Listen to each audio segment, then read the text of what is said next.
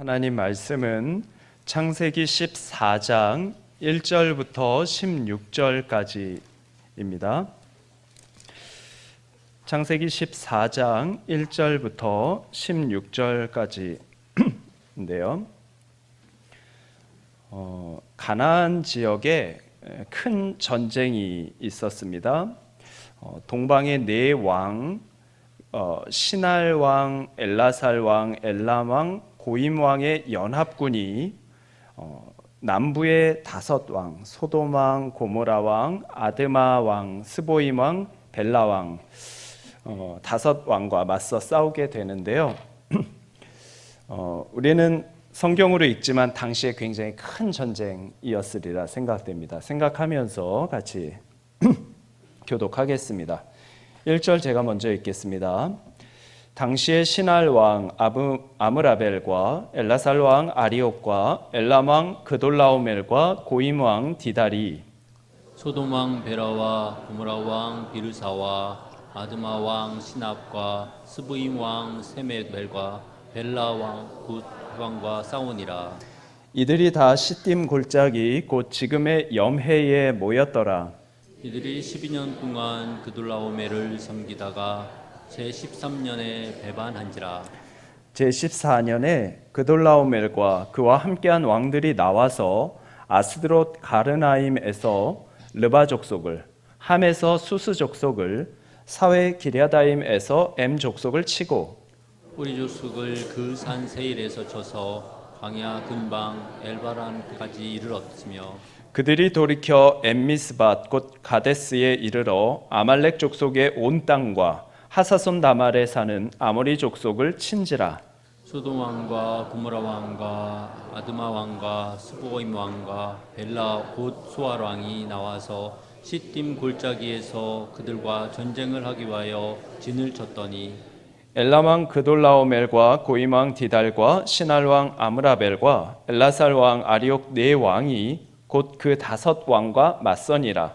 시딤 골짜기에는 역청 구덩이가 많은지라. 소돔 왕과 고모라 왕이 달아날 때에 그들이 거기 빠지고 그 나머지는 산으로 도망하매 네 왕이 소돔과 고모라의 모든 재물과 양식을 빼앗아가고 소돔에 거주하는 아브라함 족속 그 재물까지 노력하여 갔더라. 도망한 자가 와서 히브리 사람 아브람에게 알리니 그때에 아브람이 아모리 족속 마므레의 상수리 숲을 근처에 거주하였더라. 마므레는 에스골의 형제요 또 아넬의 형제라. 이들은 아브람과 동맹한 사람들이더라. 아브라함이 그의 조카가 사로잡혔음을 듣고 집에서 길리고 훈련된 자 318명을 거느리고 단까지 쫓아가서 그와 그의 가신들이 나뉘어 밤에 그들을 쳐부수고 다메섹 왼편 호바까지 쫓아가 모든 빼앗겼던 재물과 자기의 조카 롯과 그의 재물과 또 부녀와 친척을 다 찾아왔더라. 아멘. 말씀의 제목은 아브람과 롯의 길입니다. 아브람과 롯의 길. 사람들은 보이는 것에 쉽게 영향을 받고는 합니다. 처음 만나는 사람의 외모나 옷차림은 첫 인상에 상당한 영향을 미치고 화려한 광고와 세련된 포장은 소비자의 구매 결정에 적지 않은 영향을 미칩니다. 그래서 이왕이면 포장도 대략 되어 있는 것보단 좀 잘 아름답게 되어 있는 것이 보기도 좋고요. 교회도 교회 예배당이요. 예배당도 뭐 이왕이면 좀 깔끔하고 또 이렇게 잘 또 정리전돈되고 또 아름다운 미적인 부분에서 아름다움이 있으면 뭐 더 좋겠죠. 그런데 영향을 받으니까요. 정치인들 역시 자신의 이미지를 만들기 위해서 외모나 또 제스처, 무대 연출 등을 전략적으로 활용합니다. 넥타이 하나도 다 생각해서 색을 고르고 또 그렇게 하는 것이죠. 창세기 13장에서 롯도 눈에 보이는 것에 영향을 받아서 선택했습니다. 그는 물이 넉넉하고 비옥해 보이는 요단 들판을 바라보았고 그곳을 선택했습니다. 반면에 아브람은 당장 눈앞에 보이는 조건보다 하나님의 언약을 바라봤습니다.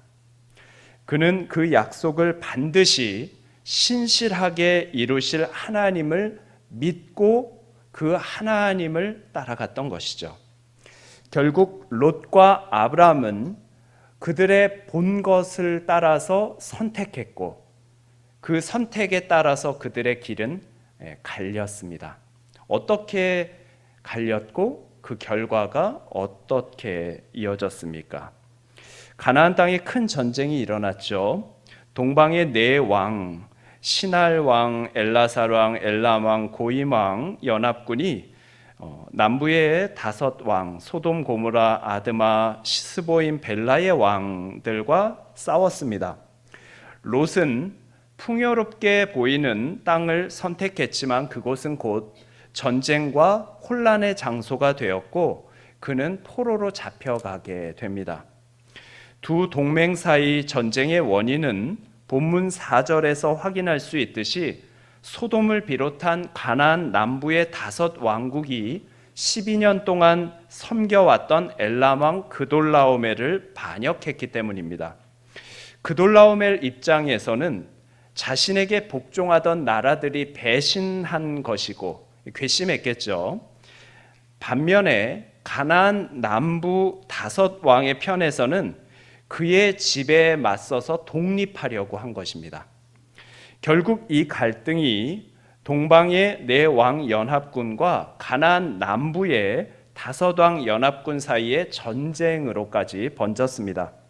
3절에 따르면 두 연합군은 전쟁을 위해 시딤 골짜기에 모였습니다.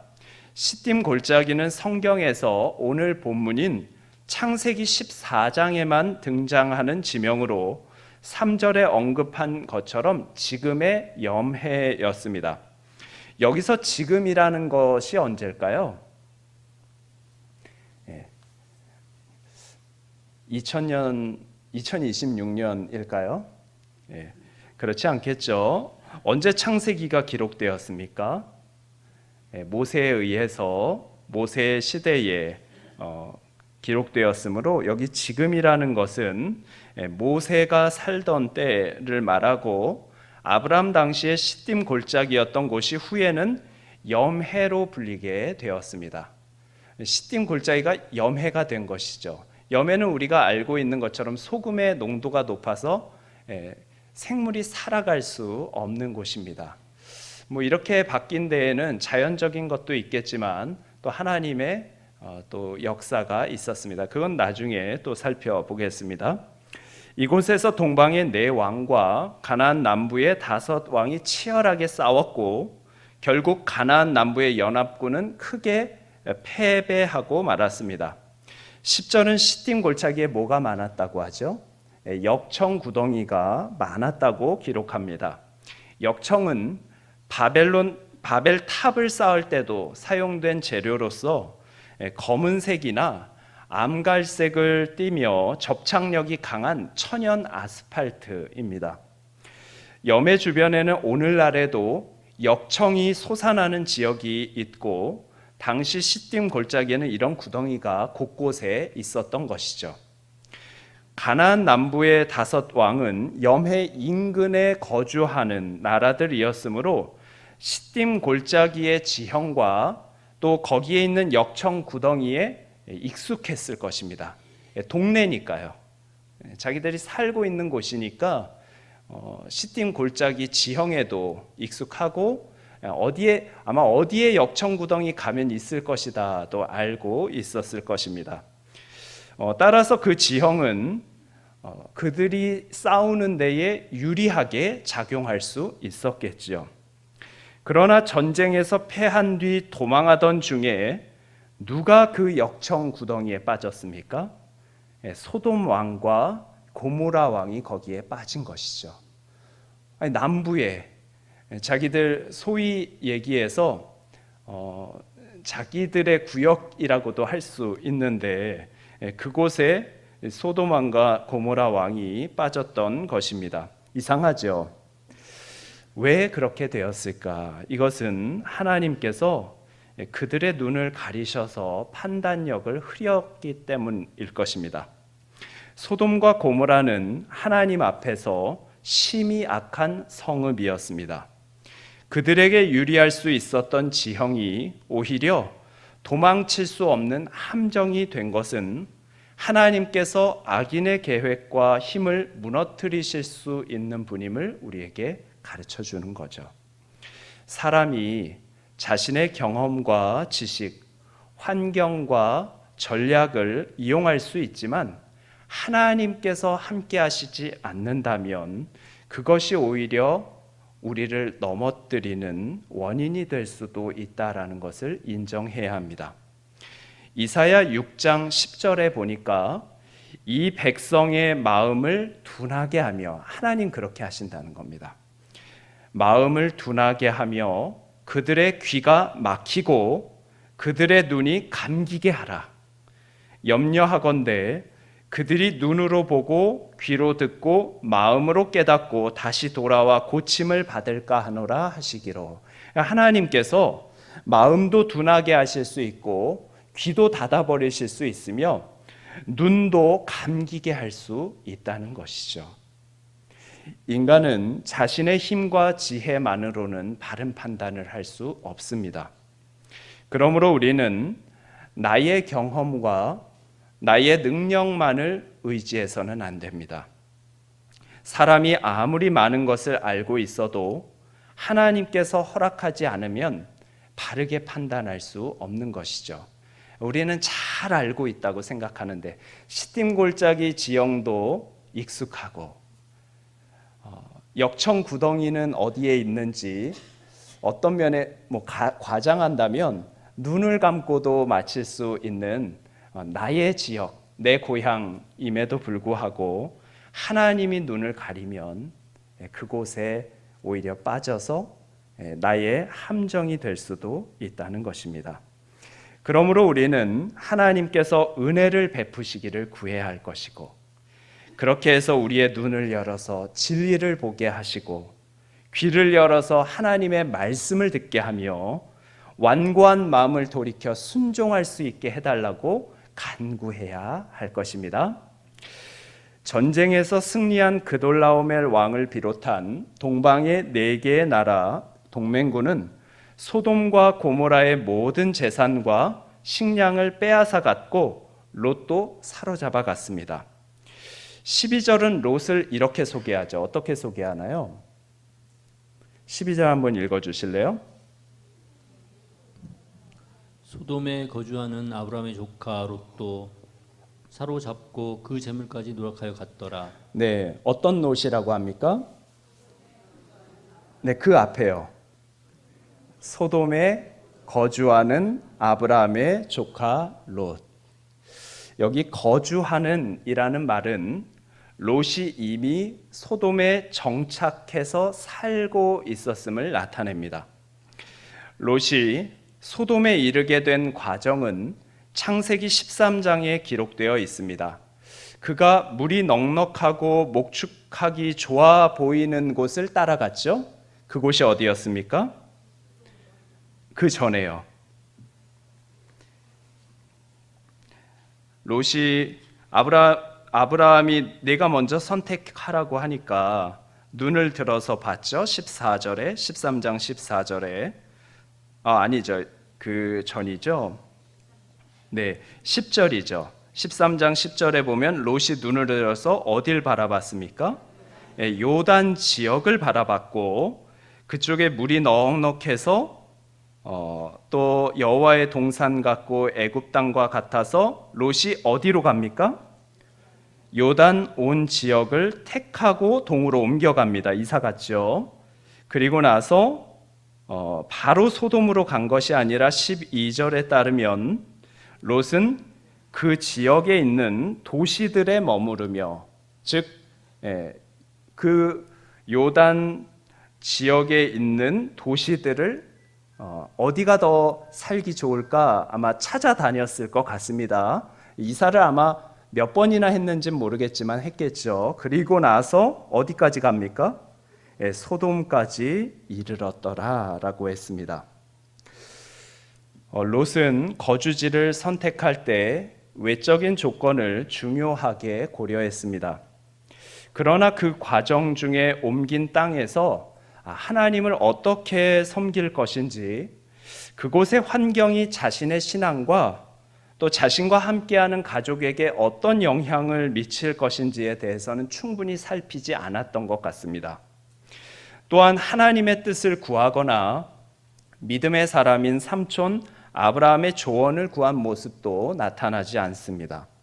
결국 그는 소돔 사람들이 여호와 앞에 큰 죄인이었음에도 불구하고 그 땅이 풍요롭고 살기 좋아 보인다는 이유로 소돔으로 이사해서 그곳에 거주하였던 거죠. 그러면서 오늘 본문에 뭐라고 롯을 소개합니까? 12절에 소돔에 거주하는 아브라함의 조카 롯. 성도는 자신의 뜻과 계획만을 따라 살아서는 안 됩니다. 계획을 세우고 필요한 요소들을 살피는 것 필요하죠. 그러나 먼저 그 선택이 하나님의 뜻에 합당한지, 하나님을 섬기는 삶에 유익할 것인지, 그리고 나와 가족의 믿음을 세우는 방향일지를 깊게 생각해 봐야 합니다. 눈에 좋아 보이는 길이 언제나 복된 길은 아닙니다. 우리는 무엇을 택할 것인가, 즉 어디에 있을 것인가 보다 그 선택 가운데 하나님을 더 가까이 섬기며 살아갈 수 있는가를 먼저 살피는 것 필요하겠죠. 롯이 하나님을 완전히 떠난 사람 아니었습니다. 신앙인이었습니다. 소돔과 고모라에 대한 심판을 기록한 베드로후서 2장 6절부터 8절에는 소돔 고모라 성을 멸하기 전에 롯에 대해서 이렇게 설명합니다. 한번 읽어주세요. 베드로후서 2장 6절부터 8절. 소돔과 고모라 성을 멸망하기로 정하여 제가 되게 하사 후세에 경건하지 아니할 자들에게 본을 삼으셨으며 무법한 자들의 음란한 행실로 말미암아 고통당하는 의로운 롯을 건지셨으니 이는 이 의인이 그들 중에 거하며 날마다 저 불법한 행실을 보고 들으므로 그 의로운 심령이 상함이라. 네, 신앙인이었죠. 어떤 면에서는 독실한 신앙인으로 보입니다.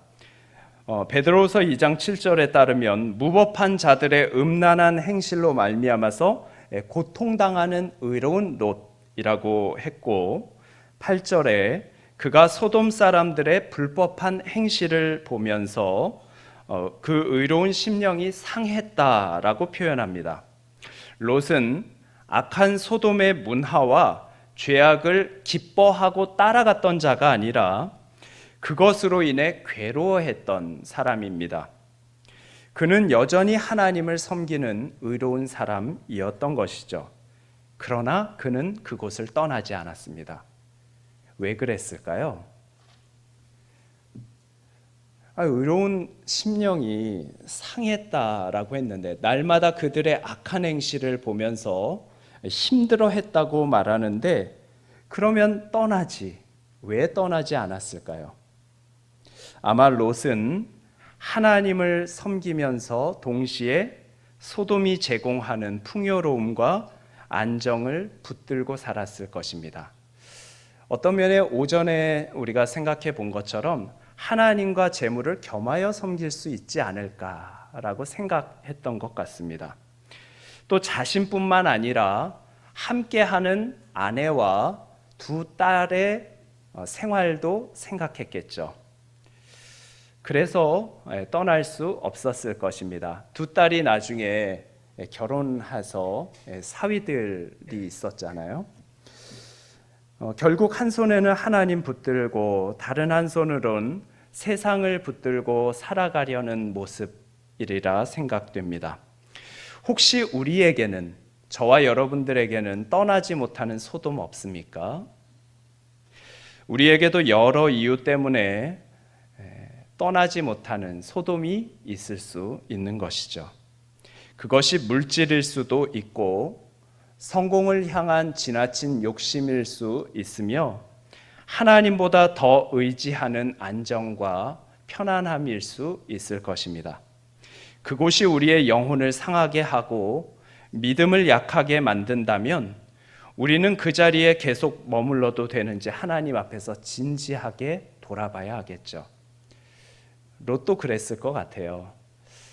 떠나야 되나 말아야 되나, 이렇게 악한데 이곳에서 신앙생활하면 자신은 물론이고 자신의 아내와 또 두 딸 가족도 믿음 생활 잘 못 지킬 것 같은데 떠나야 할까? 근데 외적인 환경은 굉장히 좋았던 것이죠. 어떻게 해야 될까 고민하고 있었을 수 있습니다. 결국 롯은 소돔에 거주했고 하나님의 징계 가운데 자신이 모아온 재물을 다 빼앗겼으며 자신뿐 아니라 아내와 자녀들까지 포로로 끌려가는 처지가 되었습니다. 더 나은 삶을 기대하며 선택했던 소돔은 그에게 평안과 번영을 주지 못했던 것이죠. 오히려 그가 의지하던 모든 것을 잃게 하는 비참한 자리가 되었습니다. 이제 13절 이하에 따르면 전쟁터에서 도망쳐 나온 한 사람이 아브람에게 롯이 포로로 끌려갔다라는 사실을 알려줍니다. 이 소식을 들은 아브람은 집에서 길리고 훈련한 318명의 사람들을 이끌고 그돌라오멜을 비롯한 동방의 네 나라 동맹군을 추격했습니다. 그는 밤에 군대를 나누어 기습 공격을 펼쳤고 마침내 적군을 물리쳐서 롯과 그의 가족 그리고 빼앗겼던 재물까지 되찾아왔습니다. 나아가서 소돔과 고모라 사람들이 빼앗겼던 재물도 함께 되찾을 수 있었습니다. 동방의 네 나라 동맹군의 규모를 정확하게 알 수 없지만 여러 나라의 연합군이었다는 점에서 아브라함의 318명과 비교하기 어려울 만큼 큰 군대였으리라고 생각합니다. 그러면 어떻게 이길 수 있었을까? 아브라함이 밤에 공격을 했고 적군의 본대와 정면으로 맞서기보다는 군대를 나누어 기습하는 전략을 사용했던 것으로 보입니다. 그렇지만 그러한 전략만으로 이 승리를 설명하기 어렵습니다. 이 전투는 아브라함에게 자신의 생명과 집안의 안전을 걸어야 하는 매우 위험한 전쟁이었던 것이죠. 그러나 아브라함은 롯을 구하기 위해서 318명의 군사와 함께 용감히 싸웠습니다. 롯은 아브라함의 친족이고 그는 하나님의 사람이었습니다. 상대 군사의 규모는 알 수 없지만 기드온의 300명 용사가 미디안 군대와 싸워서 승리한 것처럼 아브라함 역시 하나님의 도우심으로 이 싸움에서 승리할 수 있었습니다. 하나님이 함께 하시니까 가능한 것이죠. 성도는 믿음의 선한 싸움을 싸우는 사람입니다. 이 싸움은 결코 평안하고 쉬운 싸움은 아닙니다. 마귀는 우는 사자와 같이 삼킬 자를 찾으며 성도를 공격하기 때문입니다. 그러므로 성도는 자신이 영적 전쟁을 하는 하나님의 군사임을 알고 영적으로 깨어 있어야 합니다. 여러분들은 깨어 계십니까? 좀 피곤하면 주무셔도 돼요. 근데 영적으로 깨어 있는 자가 되어야 할 것입니다. 우리는 시험에 들지 않게 하시고 악에서 구하여 달라고 날마다 하나님께 기도해야 합니다. 이 싸움은 우리의 힘만으로는 감당하기 어렵지만 하나님께서 도우시면 반드시 승리할 줄 믿습니다. 주님이 승리하셨고 그 주님께서 우리를 승리하게 하실 것입니다. 이 싸움에서 승리해야 믿음으로 살아갈 수 있는 것이죠. 그렇지 않으면 계속해서 믿음 생활을 잘 하지 못하고 뭐 이런 시험 오면 쓰러졌다가 저런 시험 오면은 상처받았다가 그렇게 살아갈 수밖에 없을 것입니다. 담대하게 아브라함과 같이 하나님 도와주심으로 승리하는 저희들 되길 바랍니다. 14절은 아브라함과 함께 싸운 318명을 어떻게 표현하죠? 집에서 길리고 훈련된 자라고 소개합니다. 아브라함은 위기가 닥친 뒤에 급히 사람들을 모아 훈련시킨 것이 아니라 평소에 자신의 집안 사람들을 준비시키고 훈련시켰습니다. 그리고 위기의 순간이 왔을 때 비로소 그들과 함께 싸워서 승리했던 것이죠. 이 말씀은 우리 역시 언제나 준비된 사람이어야 함을 가르쳐 줍니다. 영적 전쟁은 어려움이 찾아온 뒤에만 시작되는 것이 아니라 우리의 일상 속에서도 계속되고 있는 것이죠. 그러므로 우리는 평소에 하나님의 말씀을 가까이 하고 기도로 하나님과 교제하며 영적으로 준비된 자가 되어야 합니다. 어려움이 왔을 때 뭘 하려고 하면 이미 늦을 수 있는 것이죠. 물론 그때라도 힘써서 싸워야 하겠지만 우리가 평상시에 하나님과 말씀으로 기도로 교제하고 하나님 주시는 은혜 가운데 하나님께서 살아계심을 역사하고 체험하며 나아갈 때 어려움과 시험이 닥칠 때도 그것을 능히 이길 수 있는 실력이 길러지는 것이죠. 그리고 성령의 도우심을 우리가 매일의 삶 속에서 의지할 때 시험과 유혹 가운데에서도 흔들리지 않고 믿음의 선한 싸움에서 승리할 수 있을 것입니다. 우리는 믿음의 선한 싸움에서 승리할 수 있는 그러한 실력을 갖추는 저와 여러분들 되시기를 주님의 이름으로 축복합니다. 말씀을 맺겠습니다. 갈대아 우르에서 가나안까지 함께 길을 걸었던 아브라함과 롯은 창세기 13장에 이르러 서로 다른 길을 선택하게 되었고 두 사람이 걸어간 길의 결과는 크게 달랐습니다. 롯은 소돔에 거주하다가 나라들 사이의 전쟁에 휘말려 포로가 되었고 그동안 모았던 재물도 다 빼앗겼습니다. 눈에 보이는 풍요를 따라 선택한 길이 그와 그의 가족을 결국 위기 가운데로 이끌었습니다. 그러나 아브람은 하나님의 약속을 바라보고 그 약속을 붙들고 살아가다가 위기에 처한 롯을 위해서 오히려 싸워 그를 구했던 것이죠. 그는 훈련된 318명의 사람들과 함께 네 나라의 동맹군을 추격해서 롯과 그의 가족 그리고 빼앗긴 재물까지 되찾았습니다. 이것은 아브라함의 능력만으로 이루어진 승리가 아니라 하나님께서 함께하여 이룬 베푸신 하나님의 그런 승리이기도 한 것이죠. 저와 여러분은 여러 선택의 기로에 놓이게 될 것입니다. 눈에 보이는 조건과 편안함, 물질적인 유익만을 따라갈 것입니까? 아니면 하나님의 말씀과 그분의 뜻을 먼저 구하며 살아갈 것입니까? 선택해야 되는 것이죠. 세상의 기준으로 좋아 보이는 길이 언제나 믿음의 길은 아닙니다.